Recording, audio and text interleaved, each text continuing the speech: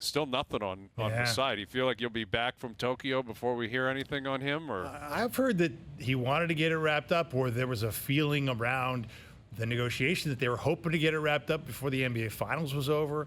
That's one thing I heard. So, but I also haven't heard that it's imminent. Like I was saying the other day, like if you were in Forest Hill, you happen to be in Forest Hill and you drove by Larry Tannenbaum's house, I get the sense you might see Masai's car outside. Like the talks are ongoing. You know, like Masai and Larry apparently talk every day.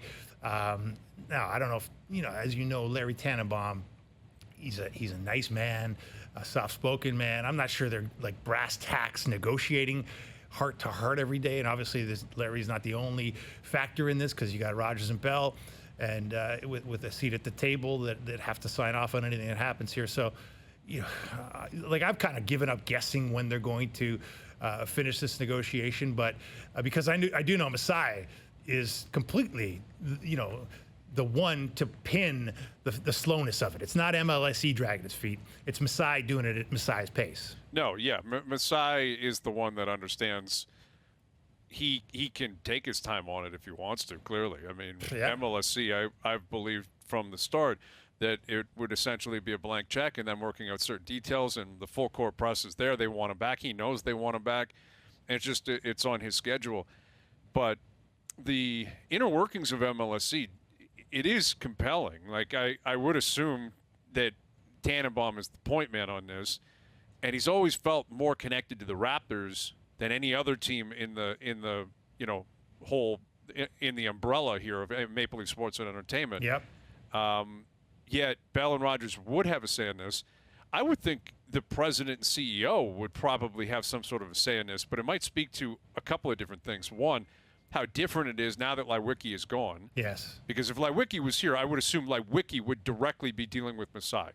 Like, sure, Tannenbaum, Bell and Rodgers, they would be included in some capacity. But I would assume the way that Leiweke operated, I don't think it would have gotten this far. No way. First and foremost, it would have been done a long time ago. But Leiweke would be the guy saying, you guys stay out of the way. I will deal with Masai. He is my guy. I brought him in. This is my job. It's on my table. Yet, and I think the new guy, I don't know if he's involved at all. He has to be, but he's not.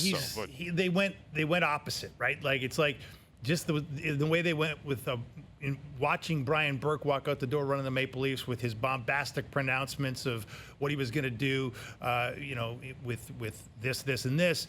They went the opposite in Shanahan, right? Who has said very little and promised very little and really has delivered very little.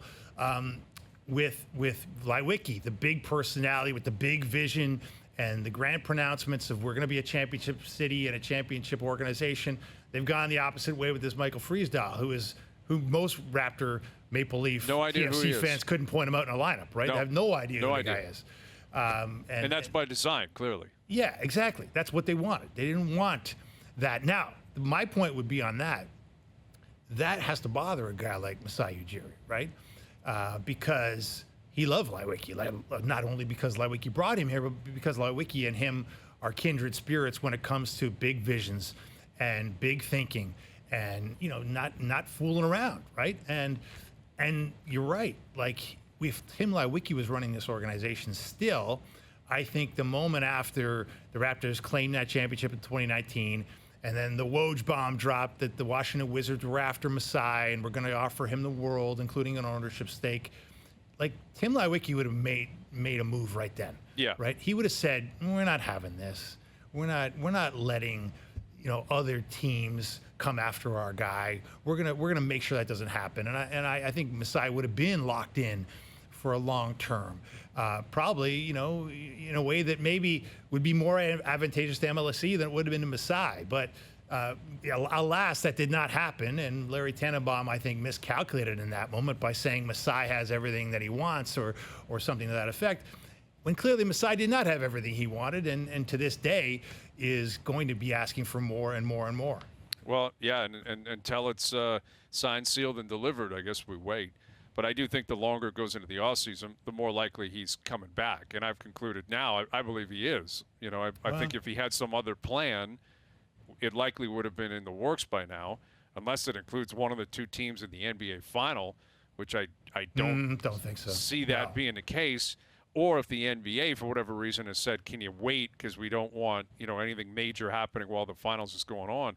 But I can't picture a scenario like that. I assume it's going to drop at some point. It'll be via email in the morning, Masai, MLSE, come to terms, and everything will be all good. And then you focus on the draft and you focus on free agency, and you go from there. If you're the Raptors. I'll tell you what, it's a big job ahead of Masai Ujiri right now. Like Masai Ujiri, he's going to get money that has never been given to an executive in this town, right? Or any town for that matter. It's going to be an industry-leading kind of contract, right? If Greg Popovich is getting whatever it is, $15 million to run the San Antonio Spurs and also coach him, and Phil Jackson got $1 million a month, $12 million to run the Knicks into the ground. Masai's getting north of those numbers, right?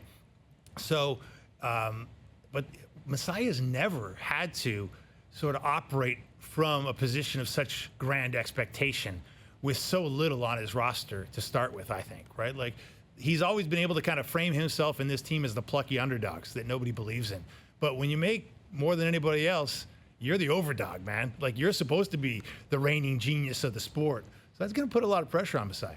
Well, and also in a way, he would be, in this scenario, a victim of his own success as well. Because when you win a title and you give a taste, that's what people expect now. That's what people want. Raptors fans, I don't think even, the most optimistic Raptor fan before that season really thought it was possible they could do it, just based on their history. Yeah. Like if there's an element of realism in you, you had to be like, this is tough to picture. Like the Raptors were just more of an outpost and a good team, but could they get over the top? LeBron's never coming here, blah, blah, blah. That kind of stuff. And then the Kawhi deal happens and the dominoes fall and they get there. And it's like, it is doable. It's totally doable. Right, Why was it doable? Because Masai's vision came to fruition. Right. So let's see it again. Yeah, no, exactly. Like, did it once. Let's go again. Yeah, and then obviously we know as much as it was doable and it was done, a lot of things had to fall their way, right? You had to get, if Kevin Durant doesn't snap that Achilles, man, the way he was playing, dropping those bombs that weren't even touching the mesh, as soon as he returned. I mean, I'll never forget that the fear in the eyes of the Raptor executives, as they saw that performance, right? Like, and they talked about that performance afterwards, knowing that, they didn't have to worry about it anymore. But man, that was a scary moment for the Raptors. And look, they needed a bit of luck, as you do. You need the 4 bounces on the rim against the Sixers, and you ultimately needed 2 of the Warriors to go down, because I'm still not convinced that if Klay Thompson hadn't snapped his ACL, they might not won, they might have won Game 6. Potentially. It's possible. Yeah, potentially. It's possible. I mean, you could go as far back as Kawhi being available. As something there is that. Obviously you needed to fall into your lap.